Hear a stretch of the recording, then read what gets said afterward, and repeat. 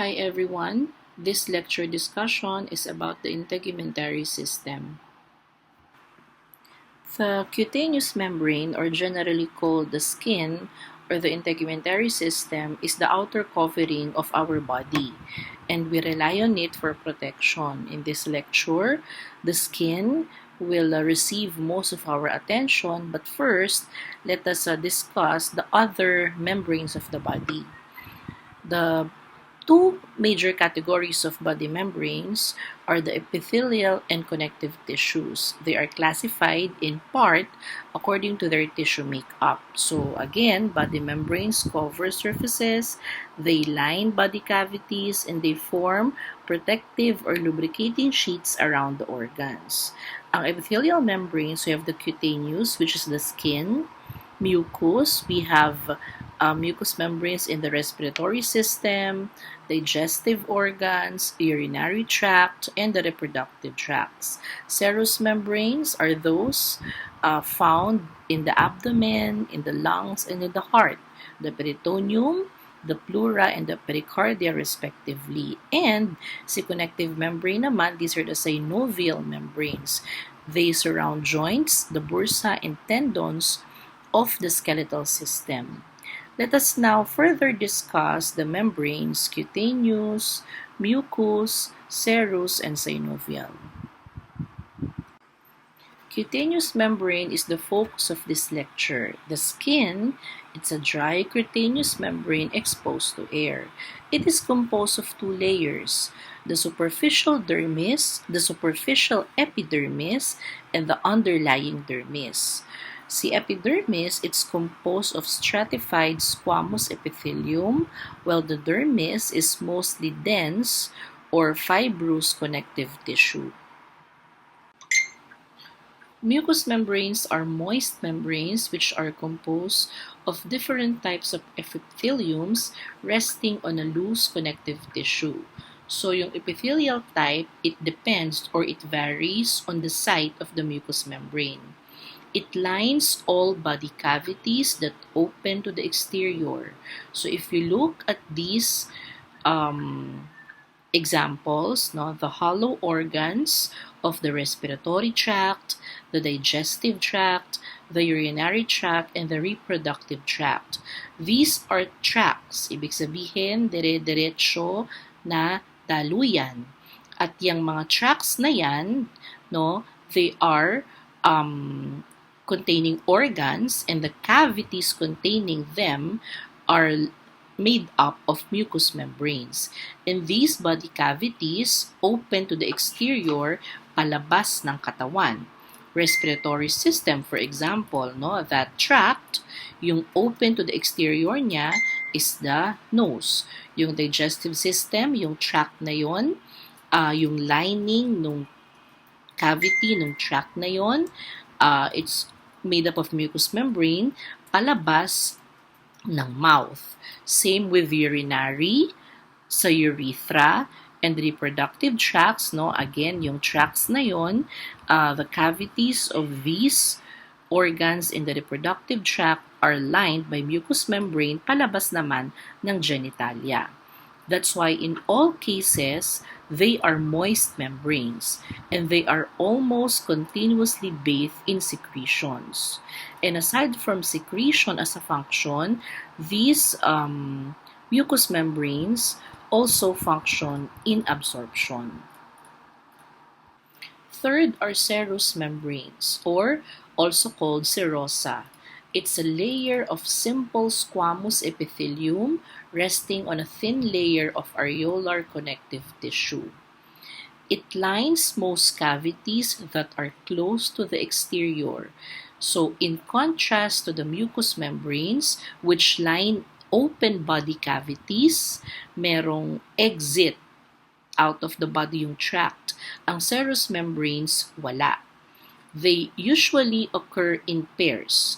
Ang serosa ay merong parietal inner layer and a visceral outer layer. And these two layers are separated by a serous fluid. Ang purpose nun, because these organs move, yung membrane na nagko-cover sa kanila, dahil two layers siya separated by a serous fluid, nagkakaroon ng less friction na prevent yung friction whenever there is movement, such as in the movement of the heart, movement ng lungs, and movement ng abdomen.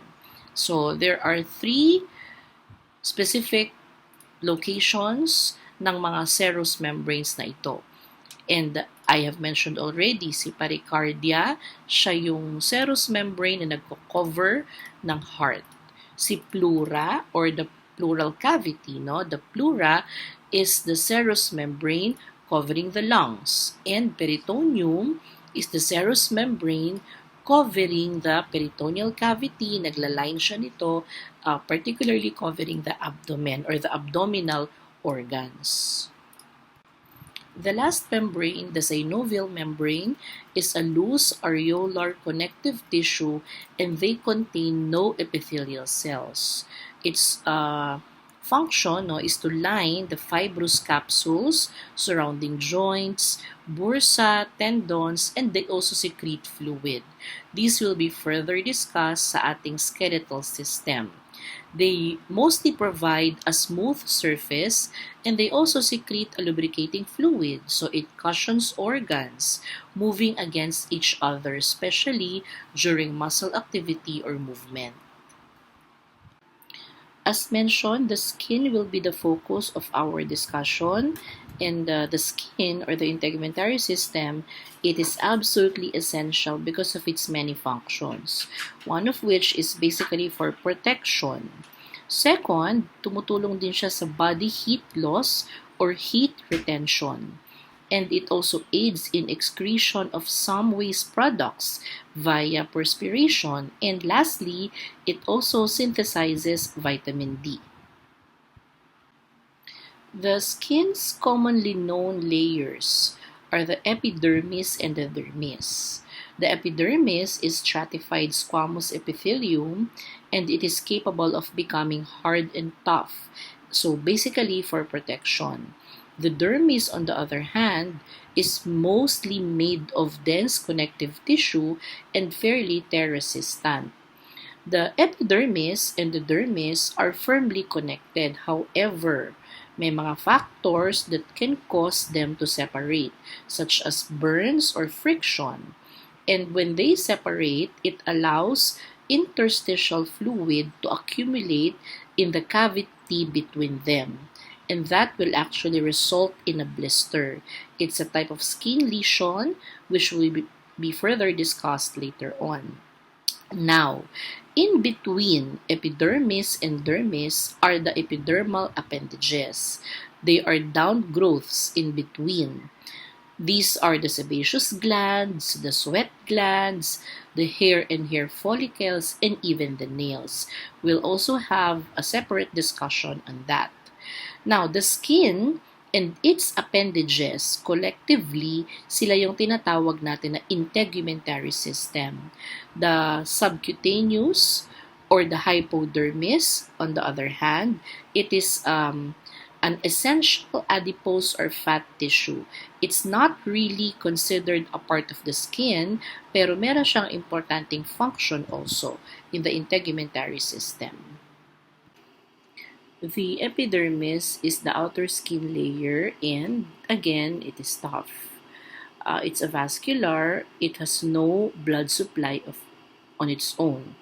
And this explains why a man can shave daily and not bleed even though he cuts off many cell layers each time he shaves. Now, there are 5 layers of strata of the epidermis. We look at the photo and we'll see the different layers. The first one is the stratum basale. It is the deepest layer and it is closest to the dermis. Para siyang corrugated cardboard, and this layer contains most adequate nourishment. Stem cells here are constantly dividing and new cells are being produced daily. Kaya siya tinatawag din minsan na stratum germinativum. Now, of the new cells being produced, some of them become epidermal cells, while the others nananatiling stem cell so that there is continuous production of cells. The second layer now is the stratum spinosum, just above the basale. Here, yung mga new cells from the basale na nagiging epidermal cells na pupush upward dito.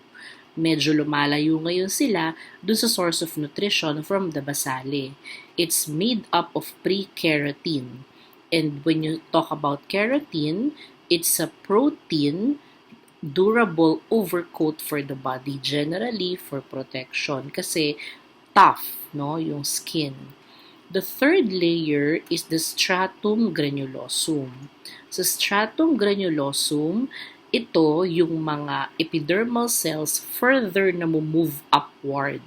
Cells here are almost flat na siya and becomes increasingly keratinized, mas tumitibay. The fourth layer is the stratum lucidum. In the photo, you cannot see here stratum lucidum because not all epidermal layers contain the spinosum. Ano ba ang spinosum? The cells that leave the granulosum, they die. So when they die, they form the clear lucidum. It is not present in all skin regions. It is only present sa mga hairless regions and the thick skin parts. So ito yung palms of the hand and soles of the foot. And lastly is the stratum corneum. It's a thick layer. It's a 20 to 30 cell layer thick. And 3/4 of the epidermis ay ang stratum corneum. Dead cell remnants ito filled with very abundant keratin. The corneum actually rubs and flakes off slowly and steadily. No? Para siyang dandruff, about 18 kilograms the entire lifetime. Ang new epidermis, nagkakaroon tayo nito every 25 to 45 days. Now, what are the cells of the epidermis? There are 4 major cells of the epidermis. One, keratinocytes. So, they produce keratin.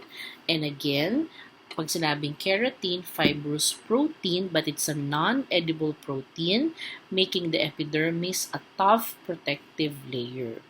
Ang keratinocytes, they are connected by desmosomes at ito ang majority ng epidermal cells. The second cells are the melanocytes. Melanocytes are cells that produce melanin. It's a pigment that ranges in color from yellow to brown to black. Now, these are spider-shaped cells. They are found chiefly in the stratum basale. Ngayon, kapag ang isang skin area ay mayroong concentration ng melanin sa isang spot, yan yung mostly freckles or yung mga moles. What about skin color? No, yes, melanin contributes to skin color. Pero bukod sa melanin, carotene, the orange-yellow pigment in vegetables, and hemoglobin. If oxygen-rich in RBC, it flushes through transparent layer of skin and gives us a rosy glow. So again, when we talk about skin color, melanin, carotene, and hemoglobin are responsible. Now, the question is, kumusta ang melanin ng mga taong mapuputi versus taong maiitim? Okay, melanocytes are the same for people who are fair-skinned and dark-skinned because melanocytes are cells. So we should have the same amount of cells. Because if there is abnormal proliferation of cell, that might be a problem, that might be cancer, no?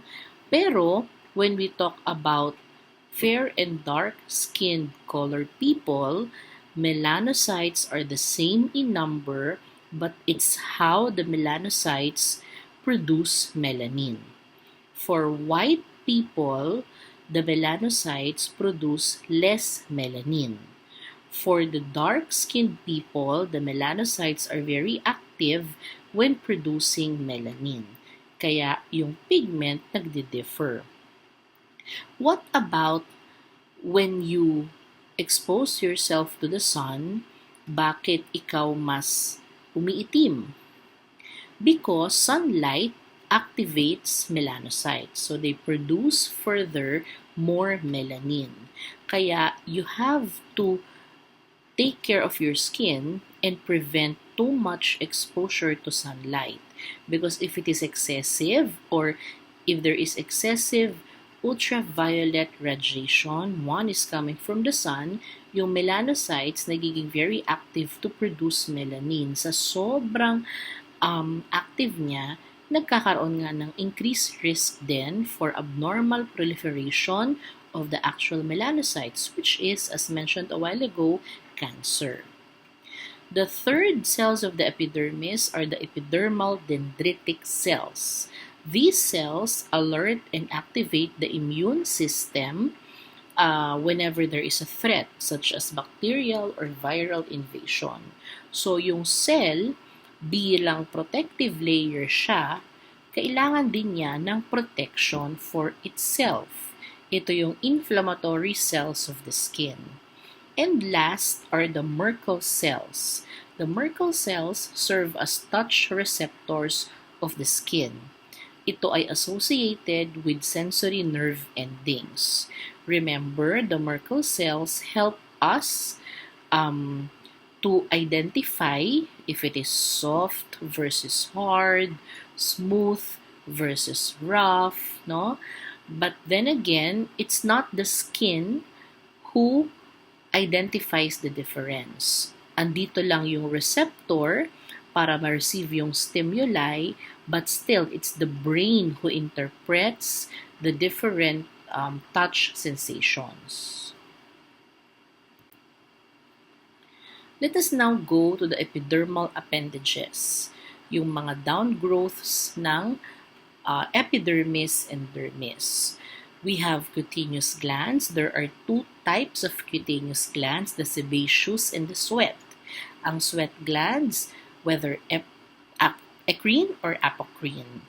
Second, hair and hair follicles, and third are the nails. So again, each of these appendages, they arise from the epidermis and they play a unique role in maintaining body homeostasis. Let us now discuss further the cutaneous glands. There are two kinds of cutaneous glands, the sebaceous and the sweat glands. Ang cutaneous glands, they are all exocrine glands, meaning they release their secretions to the skin surface via duct. Kasi kapag sinabing endocrine gland, yung sinisecrete naman nila directly into the blood, which is a different topic of discussion sa endocrine system. Now, these glands are produced or formed by the cells of the stratum basale. They push into the deeper skin regions and then they ultimately reside almost entirely in the dermis. So first ay yung sebaceous glands. They are found all over the skin, except on palms and soles. Ano ang sebaceous glands? They produce sebum. Sebum is important as a lubricant because it keeps the skin soft and moist and it prevents hair from becoming brittle. Nagko-contain din siya ng chemical that can kill bacteria. The sebaceous glands, they become very active kapag napoproduce ang androgens in increased amounts, especially during adolescence. Thus, the skin tends to become oilier during this period of time, and therefore, nagkakaroon ng possible infection, and that is what we call acne. Now, if accumulated material oxidizes, dries, and then darkens, nagkakaroon ng blackheads. Pero, if it does not dry or darken, ito naman yung whiteheads. So, sebaceous glands ang responsible doon. That's why the glands, no? Because yung acne, yung blackheads, yung whiteheads, madalas nasa muka. So, ang majority ng glands na atin, nagko-concentrate siya sa face. Next are the sweat glands. The sweat glands are of two kinds, the eccrine glands and the apocrine glands. The eccrine glands are numerous and they are found all over the body. They produce sweat, and sweat is very important for heat regulating mechanism. Now, ano ba yung sweat? Pawis, no? Sweat is clear. It's primarily water na may konting salt, vitamin C, metabolic wastes, and lactic acid. Sweat is actually acidic. Meron siyang pH na 4 to 6.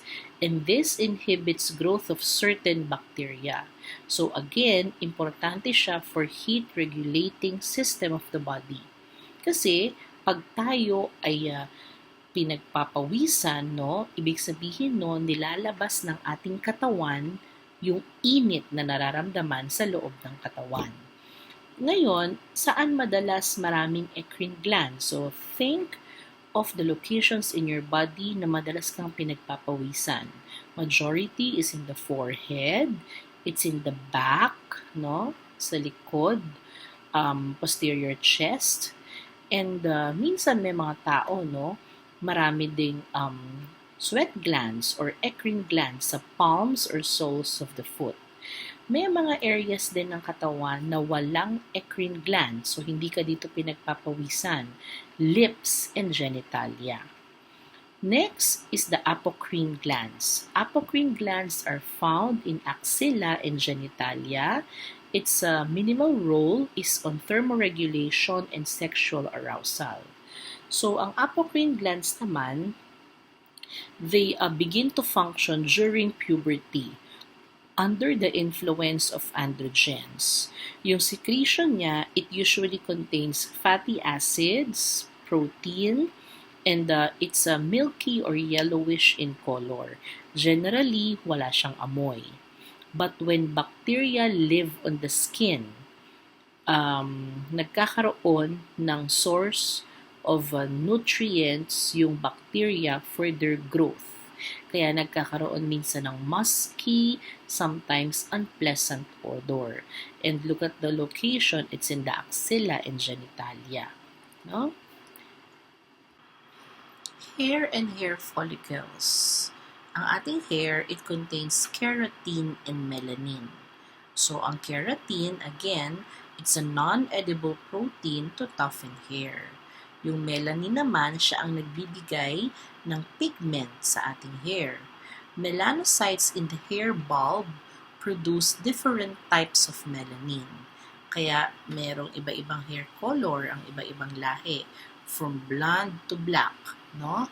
And it's usually based on your race. Again, tayong mga Pilipino, di ba, we have dark hair. Now, as we age also, or sometimes it is inherited, yung melanocytes nagdi-decrease ng production ng melanin from the hair.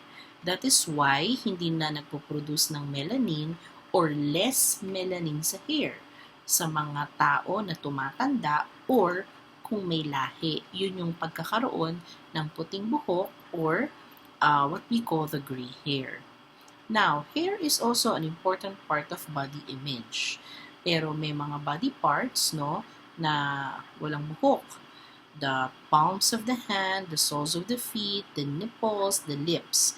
Pero all over the body, meron tayong hair. Pinakamakapal sa head, no? And then, the other parts, you have the axilla, genitalia, may mga lalaki, no, may chest hairs, o kaya balbon sa arms, sa legs. Now, the hair also has several functions, and generally, no, depende yun sa location niya.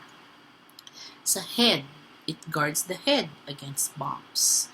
yung ating eyelashes, even the eyebrows, it shields the eyes. And dun sa respiratory tract, yung nose hairs, no, it helps to keep foreign particles out of the lower respiratory tract. Hairs are actually the fastest growing tissues in the body, one of the fastest growing tissues in the body. And the hormones then account for development of hairy regions. And usually, ang mga lalaki, mas mabalbon nga sila, no, compared sa mga females. Ang hair then, they come in a variety of sizes and shape. This is inherited. Namamana. Kaya minsan, kung ano yung buhok ng magulang mo, pwedeng ganun din yung sayo. No? It is also dependent, no, yung pag-inherit doon sa mismong hair shaft. If the hair shaft is oval, usually smooth, silky, and wavy hair. If the hair shaft is flat and ribbon-like, ito yung may mga curly or kinky hair. At kapag naman ang hair shaft is perfectly round, ito yung mga may straight and coarse hair. Now, looking at the structure of a hair follicle, you will also notice that the hair follicle is actually slightly slanted. May mga small bands of smooth muscle cells na ang tawag ay arrector pili na nagko-connect sa each side ng hair follicle to our dermal tissue. Now, kapag ang arrector pili muscle ay nag-contract, kailan nagko-contract yan? Pag tayo'y nilalamig, pag tayo'y natatakot, no? Yung hair na pull upright. Kaya nagdidimple yung skin surface at yun yung nagkakaroon tayo ng goosebumps sa skin. So, ang responsible doon yung arrector pili muscle. And yung emotions tend to cause its contraction, hence having goosebumps. A nail is a scale-like modification of the epidermis. And the nails, like hairs, they are mostly non-living materials. As the matrix produces nail cells, they become heavily keratinized and die. Kaya mas matigas siya compared to the keratin, no, na nandoon sa ating skin and even sa hair. Nails are transparent and nearly colorless, but they look pink because of the rich blood supply in the underlying dermis.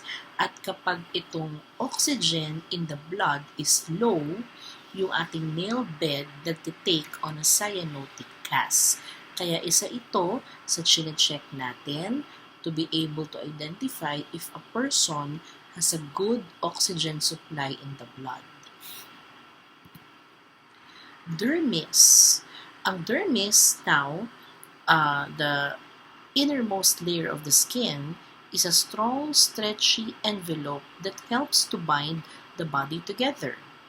It's abundantly supplied with blood vessels, and they play a role in maintaining body temperature homeostasis.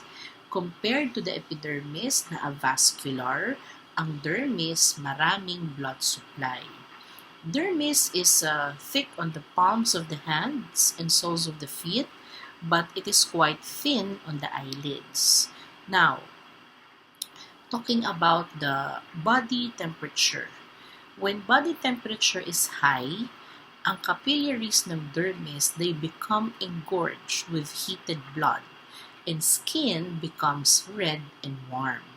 This allows body heat to radiate from the skin surface. Ngayon, on the opposite, if the environment is cool and body heat must be conserved, yung blood nababypass yung dermis capillaries temporarily lang. They allow internal body temperature to remain high.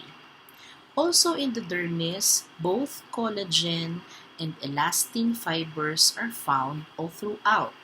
Para saan ang collagen fibers? They are for toughness also, and they bind water to keep skin hydrated. Elastic fibers naman, they give the skin its elasticity. So, ang collagen, no, kapag pininch mo ang balat at binitawan mo yung pagkakapinch, no, dapat hindi siya mapupunit o babalik siya sa dati. Ganon din yung elasticity. Pag nasa stretch siya, yes, masa-stretch siya, pero babalik siya doon sa dati. So later on, we will check on how to assess the skin, and this is what we call checking skin via skin turgor. May kinalaman dito yung mga fibers na ito na nakikita sa dermis.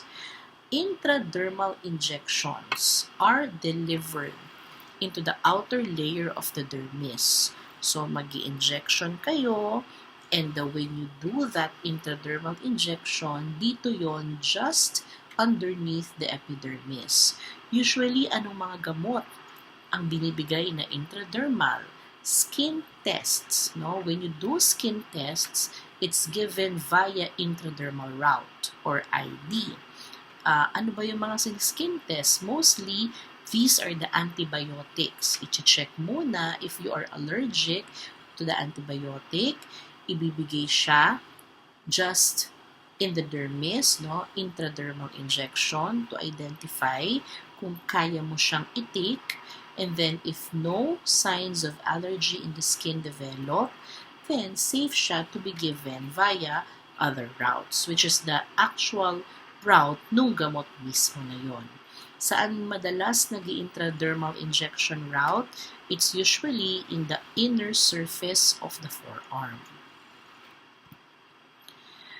Now, the connective tissue making up the dermis, again, consists of two major regions. In the photo, you'll see there the papillary and the reticular areas composed of areolar and dense irregular connective tissue respectively. Ano yung sa papillary layer? It's an even superficial dermal region and has peg-like projections from its superior surface. Ang tawag doon, dermal papillae, at responsible ito sa fingerprint. Okay? Now, genetically determined itong papillary patterns na ito.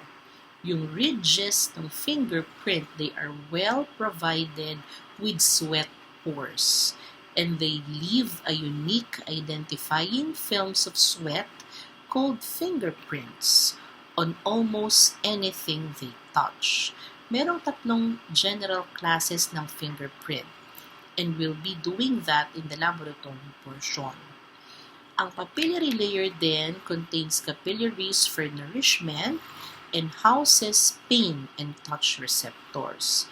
As mentioned a while ago, yung mga Merkel cells, ito yung mga receptors, they receive stimuli para ma-reach, no, or madala papunta ng brain, and the brain will be able to interpret if it is soft or hard, smooth or rough, or other different sensations. Reticular layer is the deepest skin layer. It has a dense, irregular connective tissue. It contains blood vessels, no? It contains sweat and oil glands, and andito din yung mga deep pressure receptors na ang tawag ay lamellar corpuscles. So again, reticular layer is the most or well-nourished area.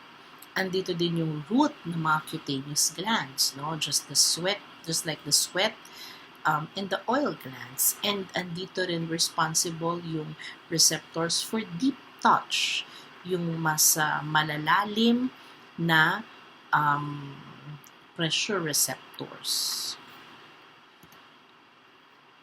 The fourth is the subcutaneous fats. Hypodermis essentially is adipose or fat tissue. Now, ano ang functions ng subcutaneous fats? It anchors the skin to the underlying organs. It's a site for nutrient storage also. It's a shock absorber. It insulates the deeper tissues, no? Mas pinapainit niya yung katawan kung kailangan. It forms body curves that are more a part of a woman's anatomy than a man's. Now, some body parts contain more fats than the others. Ano yung mga parts na yan? The abdomen, the gluteal area, the deltoid area. Okay? Ang ating fats din, no, ito yung site naman ng subcutaneous injection. Kung kanina sa skin, intradermal, dito subcutaneous. Ang subcutaneous injection ay binibigay directly in the fats, no? And one of the most common medications na binibigay ng subcutaneous is insulin for people with diabetes. Now, importante na pag tayo nag-i-inject regularly sa fats, we have to rotate injection sites kasi magkakaroon ng lipodystrophy. And it's a very important nursing responsibility kasi pag paulit-ulit yung site na ini-injectionan mo ng subcutaneous injection, lipodystrophy damages the fats in that area. After knowing the different structures, cells, and tissues of the skin, let us now move on to nurses knowing how to assess the skin. Now, you can see here the IPPA. IPPA is an acronym for the IPPA technique of health assessment. I stands for inspect, P for palpate, second P for percuss, and the A for auscultate. IPPA is a technique that will be taught to you in the future how you will be able to assess the different body parts. But for assessing of the skin, the first two are applicable, which is inspecting the skin and palpating the skin. Pag sinabing inspect, you look at it. No, you make use of senses to assess. Pag sinabing palpate, hahawakan mo siya. May kakapain ka. Pag sinabing percuss, you will do something to hear a sound. And auscultate, you are using a stethoscope.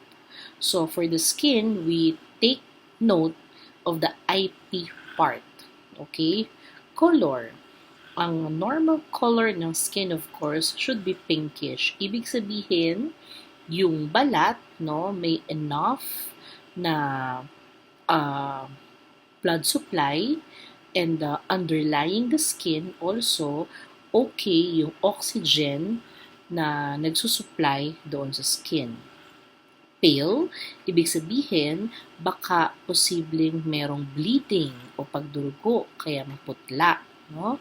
Yung cyanotic, bluish discoloration of the skin, kasi dito kulang na yung oxygen niya. And jaundice, yellowing of the skin, it's a usual cause or problems of the liver kasi merong overproduction ng bilirubin na hindi na e-expel ng maayos sa ating katawan. Moisture, dapat enough ang moisture ng skin, not too dry and not too wet. Temperature, no, the normal temperature is 37 degrees Celsius and yung range niya is 36.5 to 37.4. Ngayon, pag mainit ang panahon, syempre, madalas mas mainit din yung temperature. Ngayon, how do we really check for the skin temperature without a thermometer? Now, we can assess using the back of our hands. The back of our hands are best to assess temperature. Yung tip kasi no, ng fingertips, mas best yan to assess for texture. Pero yung temperature, back ng hands. Fourth, no, is yung texture nga, is the skin smooth or rough. Yung turgor, good skin turgor or poor skin turgor. I mentioned kanina about how the skin's collagen and elastin works. So, pag skin turgor, ipinch mo yung skin, no? Kurutin mo siya. Pag kinurot mo at na-pinch mo yung skin, syempre, na-stretch siya. Pag binitawan mo yung pagkaka-pinch, dapat babalik yung skin sa dati. It's a good skin turgor. Pero kapag pinch mo yung skin, tas nung binitawan mo, either mabagal yung pagbalik ng skin sa original position or yung itsura niya, o kaya hindi siya bumalik. It's a poor skin turgor. What about edema? So, may part ng skin, may pamamanas. No? You have to locate, of course, where the edema is. Pero ano yung pitting edema and non-pitting edema? Sa pitting edema, tsaka sa non-pitting edema, to assess this, gagawin mo yung turgor doon sa site ng edema. So, may site ng edema, ipipinch mo yung edematous site na yon. And again, kapag siya ay bumalik naman sa dati at okay naman kahit na minamanas, non-pitting edema siya. Pero nung pininch mo yung skin na edematous at nung binitawan mo yung pagkaka-pinch, mabagal siyang bumalik or halos hindi siya bumalik, it's pitting edema. So, ibig sabihin, ang non-pitting edema is an edematous skin na meron pa ring good skin turgor. Pero pag pitting edema, meron na siyang poor skin turgor. Tenderness. So, you assess whether the skin is tender or not. What is the difference between tenderness and pain? No, pag sinabi ng patient, nurse, masakit itong area ng balat ko dito sa may bandang kanan ng leeg. So, pag sinabing ganon, that's pain. It's painful. The site is painful. You just have to accept that there is pain because pain is relative. You cannot tell a patient na hindi po yan masakit, no? So, pag sinabi ng patient na yes, masakit, accept there is pain, how will you further assess?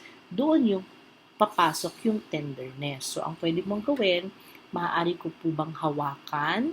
So, pag hinawakan mo, ito po. So, dadahan-dahanin ko lang yung hawak, no? Ano po nararamdaman nyo? Aray, masakit. So, kapag kinapak mo siya o hinawakan mo siya at talagang sinabi niya na masakit, yun yung tender. Because yung pain, no, sinabi lang niya. Pero pag may ginawa kang assessment, may pinalpate ka at may na-identify ka talaga na pain, no? Na sinabi niya nung kinapa mo, may masakit or mas masakit. Nung medyo diiniinan mo, mas sumakit pa. Yun yung tender.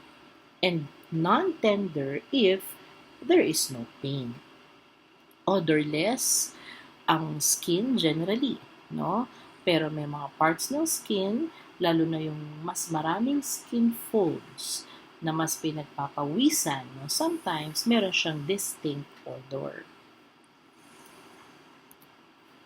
Let us now move on to determining the skin lesions. When we assess the skin, meron tayong mga nakikitang sugat kung may mga homeostatic imbalances, kung may mga disorders. Okay? A skin lesion is a part of the skin that has an abnormal growth or appearance compared to the skin around it.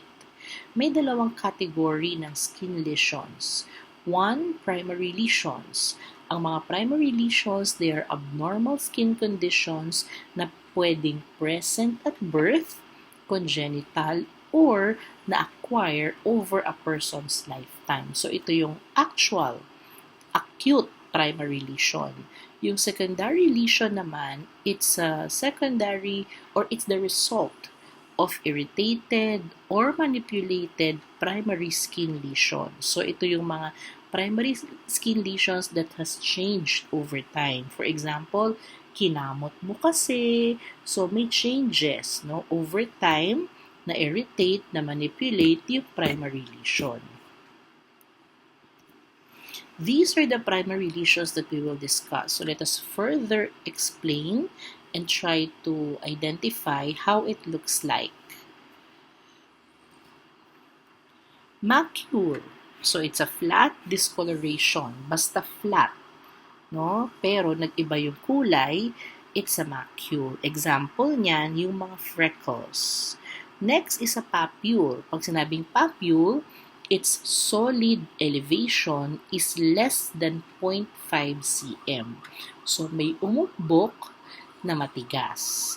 And ang example niyan ay yung lesions na meron sa mga nakikita pag may allergic eczema. Pag sinabing eczema, no, nagkakaroon ng severe dryness of the skin kasi merong allergen.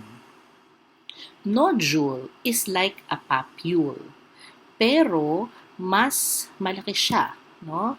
0.5 to 1 cm in diameter, and it usually extends deeper into the dermis. So, ang nodule, example niyan, kapag nagkakaroon ng nodules, yung mga nasa advanced stages ng rheumatoid arthritis. Next is a cyst. Ang cyst, ang laman naman niya ay fluid-filled or semi-fluid-filled. Elevated din siya, mas malambot sa nodule, and mostly benign ang mga cyst. Example is a cystic acne. Next is tumor. Tumor is also a solid mass, pero malaki na siya. And it is mostly malignant compared to the mostly benign cyst. So, ang example niyan, skin cancer, yung malignant melanoma. Other primary lesions, vesicle. So, ang vesicle, elevated ulit. No? It's actually a blister. Pero, ano yung laman ng blister? Fluid-filled. At maliit lang siya. No? 0.5 to 1 cm. Example ng vesicle is yung mga vesicle eruption kapag may chickenpox infection. Another primary lesion is a pustule. So, ito, elevated din siya. This time, ano yung laman niya? May pus na, no? Vesicle siya na hindi lang basta fluid, pero meron na siyang nana. No? Example niyan is yung acne. Next is a bulla. It's a large fluid-filled blister, so mas malaki na siya than a vesicle. Usually, more than 0.5 to 1 cm. Example niyan ay yung mga bulla na nakikita natin pag may burn. Next is a plaque. It's a superficial, flat, elevated surface. Example nito, yung thrush or yung oral thrush. No? Minsan sa bibig, may mga oral plaques. And sometimes, ang cause nito ay mga fungal infections. Next is a wheal.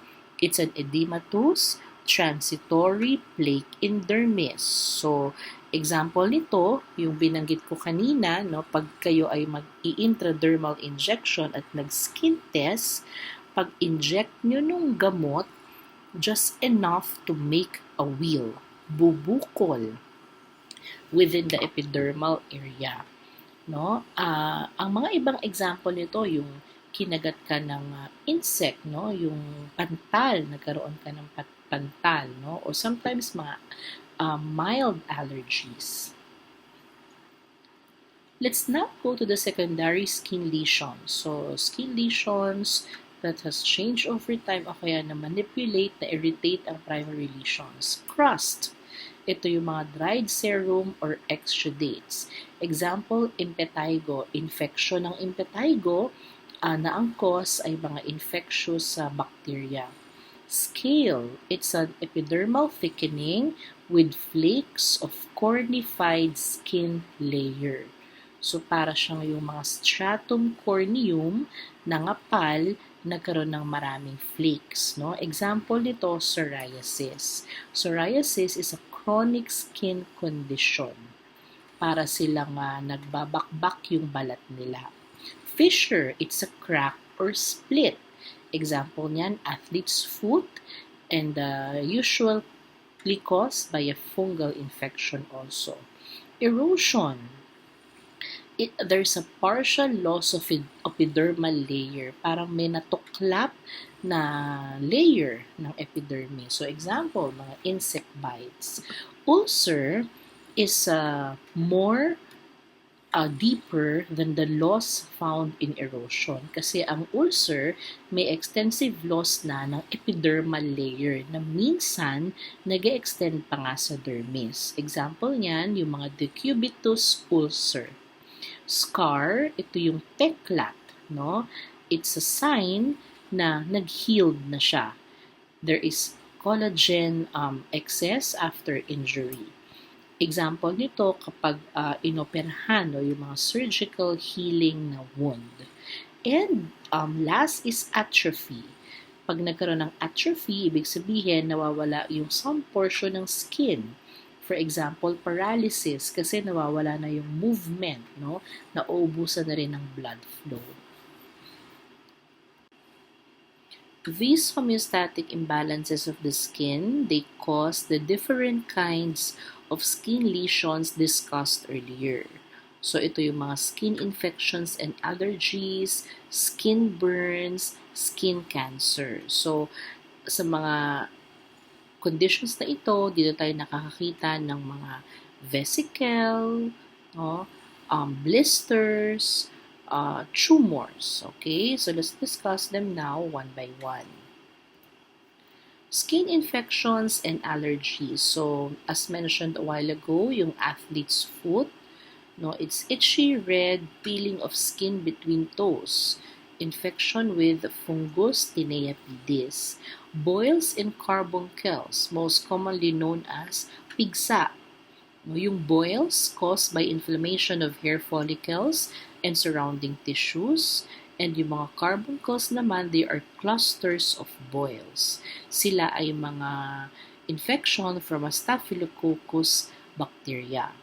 Impetigo, it's pink, fluid-filled raised lesions, and they develop yellow crust eventually. And nagra-rupture yon. Highly contagious ito from a bacteria also. Cold sores, ito yung mga fluid-filled blisters. They itch and they sting. Cause naman to ng herpes virus 1. Contact dermatitis, it's itching, redness, swelling, nagpo-progress din to sa blister. Ang dahilan nito, exposure of the skin to chemicals. May mga tao na may contact dermatitis, halimbawa nagsusuot sila ng mga fake na alahas. Yan, minsan allergic sila sa mga ganon, no? Psoriasis, reddened epidermal lesions covered with dry, silvery scales. They itch, they burn, they crack, at minsan pa dinudugo. Chronic ito. Unlike the infections above, no? Chronic autoimmune disorder at hindi gumagaling ang psoriasis, minamanage lang siya. Dahil sa chronic autoimmune disorder, nagli-lead sa rapid overproduction ng skin cells. Next, skin burns. A burn is a tissue damage and skin death. When the skin is burned, its cells are destroyed, and two life-threatening problems result. Number 1, loss of fluid and electrolytes. This leads to dehydration tsaka electrolyte imbalance. Pag nangyari yon, it can lead to hypovolemic shock. And as discussed previously, yung hypovolemic shock, nasisira na yung tissue level, no? Kasi nauubusan ng fluid or blood volume. Okay? Second is infection. Ito ang leading cause of death in burn victims. Yung burned skin, that's actually sterile for about 24 hours. But after that, pathogens easily invade the areas where the skin has been destroyed and nagmumultiply sila rapidly in the nutrient-rich environment of the dead tissues. And to make matters worse, yung immune system ng patient nagiging depressed within 1 to 2 days after severe burn injury. Kaya most likely, very high risk for infection. To manage, no, kailangan syempre, we give fluids, we prevent infection, and na-estimate dapat indirectly how much of the body surface is burned. Meron tayong ginagamit na rule of nines. Ano itong rule of nines? In the photo, you will see the rule of nines. This actually estimates how much of the body is burned to help manage the burn. Now, sa method na ito, dinidivide ang body into 11 areas, each accounting for 9% of the total body surface area, plus an additional area, yung genitalia, they represent 1%. So we can see here, anterior and posterior head and neck, 9%, anterior and posterior upper limbs, 18%, anterior and posterior trunk, 36%, the perineum, 1%, and anterior and posterior lower limbs, 36%, total of 100%. What are the types of burns by cause? Thermal burn, no, nasunog ka because of flame, apoy, or hot objects. Chemical burn, strong compounds, sinabuyan ka ng asido, no, it can burn your skin. Electrical burn, heat generated by energy passing through the body na kuryente, no, or yung mga tinamaan ng kidlat. Radiation burn, exposure to sun or UV sources, yung mga mild na sunburn. No? Now, the most common type of burn is yung pag-identify ng burn according to extent, severity, or depth. Pag first degree or superficial burn, only the superficial epidermis is damaged. Pag naman second degree or superficial partial thickness burn, it involves injury to the epidermis and the superficial part of the dermis. Pag third degree, ito yung full thickness burn. The third degree burns destroy both epidermis and the dermis. And often, nag-extend pa nga siya sa subcutaneous tissue. While fourth degree or full thickness burn with deep tissue involvement, ito yung nag-extend into the deeper tissues such as bone, muscles, or tendons. Looking at each photo, ang first degree burn, the area becomes red and swollen. Except for a temporary discomfort, ang mga first degree burn, they are not usually serious and they generally heal in 2 to 3 days. Sunburn is a good example, pero ito yung sunburn without blistering. The second photo is a second degree burn. The skin is red, painful, and may mga blisters because sufficient numbers of epithelial cells are still present. Posible ang regrowth or regeneration ng epithelium.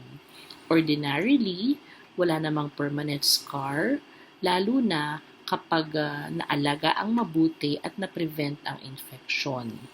Third photo is a third degree burn. Blisters here are usually present.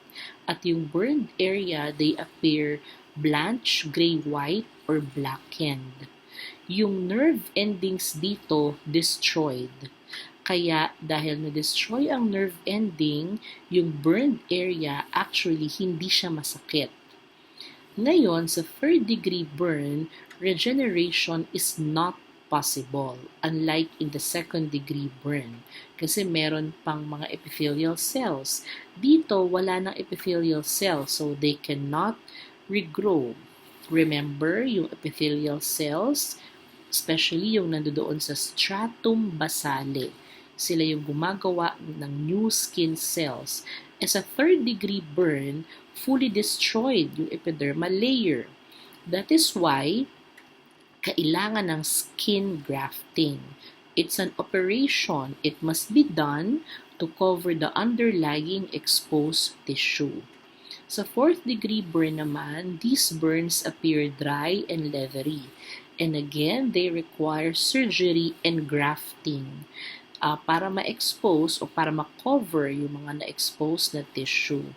In severe cases sa fourth degree burn, minsan amputation may be required. Maaring putulin yung body part na nasunog talaga.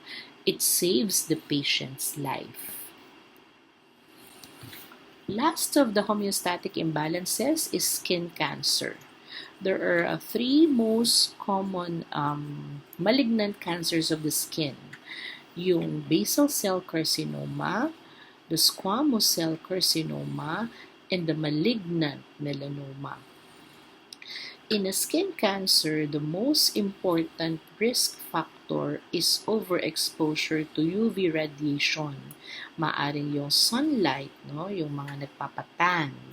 Frequent irritation also of the skin because of infections, use of chemicals, or possibly physical trauma. These are also possible predisposing factors to skin cancer. Now, taking a look a bit more detail into the three most common types of cancer. Sa basal cell carcinoma, ito yung cancer na nag-arise from the cells of the stratum basale. They are altered so that they cannot anymore form keratin.